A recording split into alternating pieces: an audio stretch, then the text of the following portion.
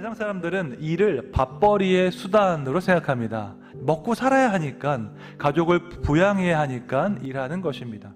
그런가 하면 어떤 사람들은 직업을 자아 실현을 위한 수단으로 생각합니다. 그런데 직업을 자아 실현의 수단으로 생각하면 한 가지 문제가 있습니다.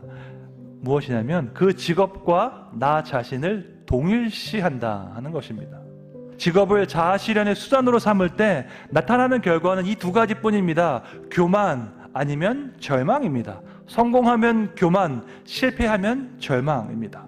이 일은 죄에 대한 형벌이 아닙니다. 이 일은 하나님의 창조 사역에 동참하는 것이고 하나님께서 아름답게 만드신 이 세상을 완성하는 특권인 줄로 믿습니다.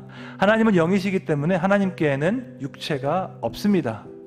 그렇다면 인간이 하나님의 형상대로 창조되었다는 것은 어떤 의미일까요? 첫째로 하나님의 형상은 통치권을 뜻합니다. 하나님께서 그분의 형상대로 인간을 창조하셨다고 말씀합니다. 이 말은 온 세계를 다스리고 통치하는 그 권세를 인간에게 주셨다는 것입니다. 두 번째로 하나님의 형상은 자녀됨을 뜻합니다. 우리가 하나님의 형상대로 창조되었다 하는 것은 하나님의 자녀가 되었다 하는 것을 뜻합니다.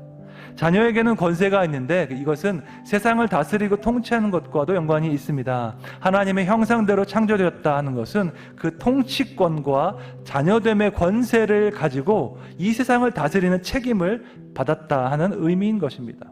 우리가 하는 일을 통해서 이 현실 사회에서 하나님의 뜻을 이루어가게 됩니다. 종교개혁자 마틴 루터는 이 개념을 하나님의 손가락이라고 불렀습니다. 하나님께서 우리에게 먹을 것을 주시고 마실 것을 주십니다.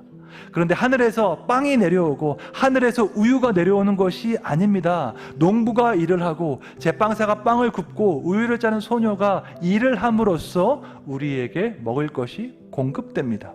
모든 사람이 각자의 일을 함으로써 하나님의 뜻을 함께 이루어가는 것입니다. 우리가 하는 일은 단지 먹고 살기 위한 수단이 아닙니다. 우리 일을 통해서 이 사회가 제대로 작동하고 많은 사람들에게 유익을 주게 됩니다. 하나님의 손가락으로서 그분의 뜻을 이루고 그분의 백성들을 섬기는 것입니다. 우리의 존재 전체, 행위 전체, 소유 전체가 하나님의 부르심에 응답하는 것이 소명입니다. 영원부터 영원까지 계시는 그 하나님께서 이 세상을 향한 그분의 뜻을 이루기 위해서 우리를 부르셨습니다. 그 부르심에 기쁨으로 응답해서 하나님 나라를 섬기고 하나님 백성을 섬기는 것이 우리의 소명인 줄로 믿습니다. 여러분, 일은 죄와 타락에 대한 징벌이 아닙니다. 일은 하나님의 창조 사역에 동참하는 특권인 줄로 믿습니다. 하나님의 대리자로서 우리는 이 세상을 다스리는 소명을 받았습니다.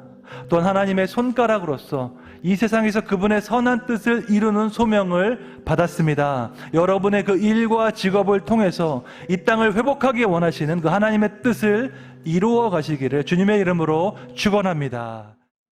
왼쪽 화면을 클릭하면 전문 설교를 들어볼 수 있습니다. 구독과 알림 설정 눌러주시고 사람을 살리고 키우고 고치는 생명사역에 여러분들의 많은 참여와 동참 부탁드립니다.